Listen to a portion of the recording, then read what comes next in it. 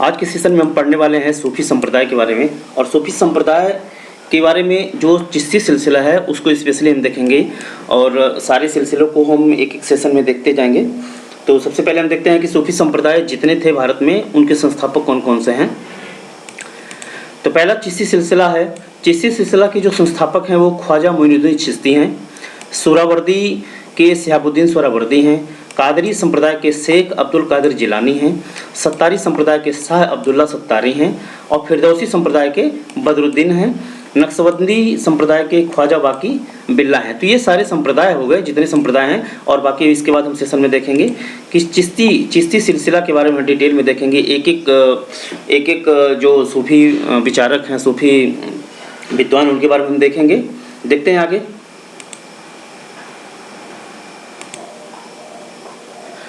तो सबसे पहले हम देखते हैं चिश्ती संप्रदाय के ख्वाजा मोइनुद्दीन चिश्ती के बारे में। तो ख्वाजा मोइनुद्दीन चिश्ती का जो जन्म हुआ था सिस्तान प्रांत, बलूचिस्तान एक जगह है, वहाँ पे सिस्तान प्रांत में हुआ था 1143 ईस्वी में और इनकी मृत्यु अजमेर में हुई थी। खानका इनका अजमेर में था। खानका का मतलब होता है आवास, जहाँ पे ये सूफी संत रहा करते थे उनको खानका कहा जाता था। तो खानका अजमेर में थी, मृत्यु इनकी अजमेर में हुई थी और जो इनका जन्म था बलूचिस्तान के सिस्तान में 1143 ईस्वी में हुआ था। इनके बारे में और हम देखते हैं कौन कौन से फैक्ट्स हैं। इनके प्रमुख शिष्य जो थे, इनके प्रमुख शिष्य हमीदुद्दीन नागौरी थे, कुतुबुद्दीन बख्तियार काकी थे। और इनके बारे में कुछ देखते हैं। जैसे इन्होंने कश्फ उल महजूब नामक एक ग्रंथ की रचना की थी। संगीत इनको बहुत प्रिय था और अकबर ने इनके दरगाह की 2 बार यात्रा की थी। तो इनके बारे में इतना ही। आगे देखते हैं कौन कौन से संत हैं। इसके बाद प्रमुख संत हैं जो चिश्ती सिलसिले के हैं, कुतुबुद्दीन बख्तियार काकी हैं। इनका जन्म फरगना में होता है, उज्बेकिस्तान की राजधानी, उज्बेकिस्तान में एक जगह है फरगना, वहाँ पे 1186 ईस्वी में इनका जन्म होता है। इनकी मृत्यु दिल्ली में 1236 ईस्वी में होती है और खानका इनका जो आवास था वो दिल्ली में था। इनके बारे में कुछ फैक्ट्स देखते हैं कि ये इल्तुतमिश किसमें भारत आए थे। इल्तुतमिश इनको शेखुल इस्लाम का पद देना चाहता था, लेकिन इन्होंने शेखुल इस्लाम का जो पद था इसको ठुकरा दिया था, बल्कि उन्होंने पद लिया नहीं था और उस पद को नजमुद्दीन सुगरा ने लिया था। नजमुद्दीन सुगरा इनसे बड़ा जलता था और इसीलिए इनको एक बार दिल्ली छोड़ने की नौबत तक आ चुकी थी। इनकी मृत्यु जो हुई थी शेख अली सिस्तानी की खानकाह में हुई थी और इन्हीं की याद में कुतुबुद्दीन का नामकरण कुतुब मीनार का नामकरण हुआ है। किसने किया है? इल्तुतमिश ने इनका नामकरण किया था कुतुब मीनार का, इन्हीं के नाम पे। देखते हैं आगे के सेशन में। कुतुबुद्दीन बख्तियार काकी की जो प्रमुख शिष्य थे वो थे शेख बदरुद्दीन गजनवी और शेख फरीद। इनकी उपाधि थी कुतुबुल अख्ताब, मलिकुल मसाइस और सिराजुल औलिया। आगे देखते हैं क्या क्या है। अगले जो चिश्ती सिलसिले के प्रमुख संत हैं शेख हमीदुद्दीन नागौरी। इनकी उपाधि है सुल्तान उत तारिकीन की और इस उपाधि को देने वाले मोइनुद्दीन चिश्ती थे। मोइनुद्दीन चिश्ती ने ही सुल्तान उत तारिकीन की उपाधि दी थी। किसको दी थी? हमीदुद्दीन नागौरी को। इनकी खानकाह थी सुवाल नागौर में एक सुवाल जगह है, वहाँ पे थी। इन्होंने कृषि का पेशा भी अपनाया था, अपने जीवन यापन के लिए ये कृषि भी किया करते थे। अगले सेशन में देखते हैं कि कौन से विद्वान हैं। इसके बाद है शेख फरीदुद्दीन गंज शंकर। इन्हीं को शेख फरीद भी कहा जाता था और इनका जन्म मुल्तान के कठवाल में 1175 ईस्वी में हुआ था। इनकी मृत्यु पंजाब के पाटन में हुई थी 1265 ईस्वी में। खानका इनकी जो आवास था जहाँ पे ये रहा करते थे वो अजोधन में था, अजोधन। और शिष्य इनके थे निज़ामुद्दीन औलिया। इनके बारे में कुछ और फैक्ट्स देखते हैं कि ये बलबन के दामाद थे। बलबन की पुत्री थी हुसैरा से इनका विवाह हुआ था। बलबन जो दिल्ली सल्तनत का एक प्रमुख शासक हुआ करता था, उनके ये दामाद थे। हुसैरा बलबन की पुत्री थी और हुसैरा से ही इनका क्या हुआ था? विवाह हुआ था। इन्होंने बुढ़ापे में 3 विवाह किया था। इनका नाम फरीद था। फरीद के नाम से काफ़ी चर्चित रहा करते थे ये।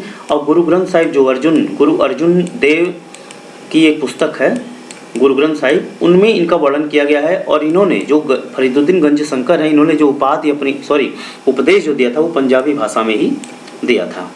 नेक्स्ट देखते हैं कौन से संत हैं। नेक्स्ट जो प्रमुख संत हैं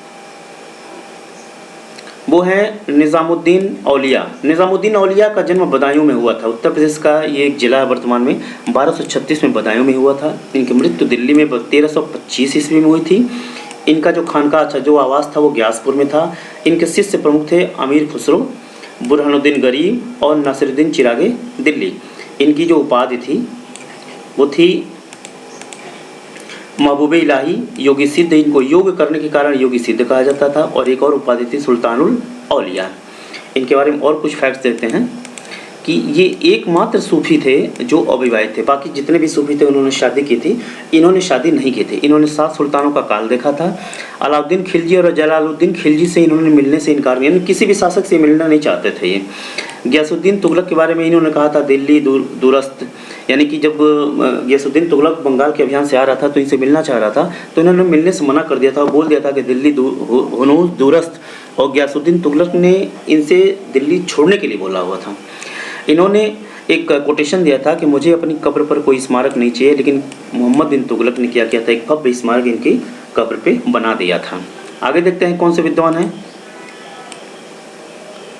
आगे हैं शेख सिराजुद्दीन उस्मानी। इनके बारे में कुछ ही फैक्ट्स हैं। जैसे इनका उपनाम अखी सिराज था और इन्होंने उपाधि ली थी जो आईने हिंद, निजामुद्दीन औलिया के द्वारा एक आईने हिंद इनको उपाधि दी गई थी। किसको दी गई थी? शेख सिराजुद्दीन उस्मानी को।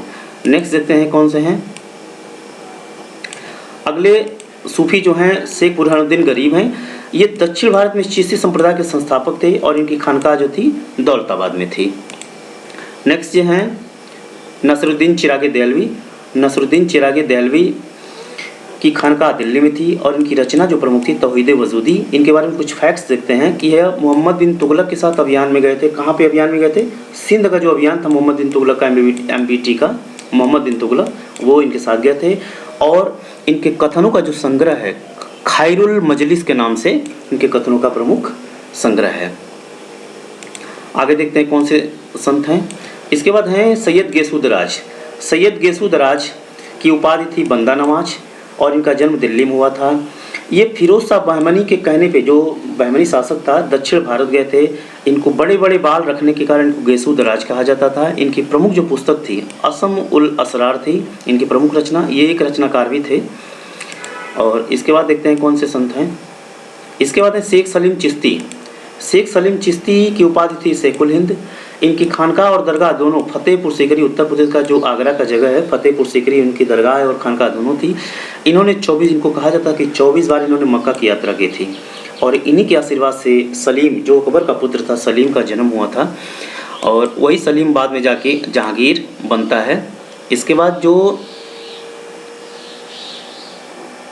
अंतिम जो चिश्ती संप्रदाय के संत हैं वो हैं शेख अब्दुल कद्दूस गंगोही। शेख अब्दुल कद्दूस गंगोही की जो उपाधि थी अलख या अलखुदास थी। इनकी रचना का नाम था रुश्दनामा। और ये अब्दुल कद्दूस गंगोही जो थे वो अलख नाम से क्या करते थे? कविताएं लिखा करते थे। तो ये पूरे चिश्ती संप्रदाय के बारे में जितना भी प्रश्न हो सकता है एग्जाम में वो सारा इससे बाहर नहीं आएगा। और मैंने सारा कुछ कवर कर दिया चिश्ती संप्रदाय के बारे में। नेक्स्ट सेशन में हम देखेंगे सोहरावर्दी के बारे में। जो ये चिश्ती संप्रदाय खत्म हो चुका, अब सोहरावर्दी के बारे में देखेंगे नेक्स्ट सेशन में। उसके बाद धीरे धीरे एक एक वीडियो बनाते जाएंगे, क्योंकि वीडियो बड़ा लंबा नहीं बनाएंगे क्योंकि आपको बोरिंग हो सकता है ये, इसलिए छोटा सा वीडियो है। चिश्ती संप्रदाय देखिए, उसके बाद सोहरावर्दी देखेंगे, फिर एक एक क्रमशः करके कादरी, सत्तारी, फिरदौसिया और फिर लास्ट में नक्शबंदी संप्रदाय पे आएंगे हम। तो मिलते हैं नेक्स्ट वीडियो में, तब तक के लिए जय हिंद, जय भारत।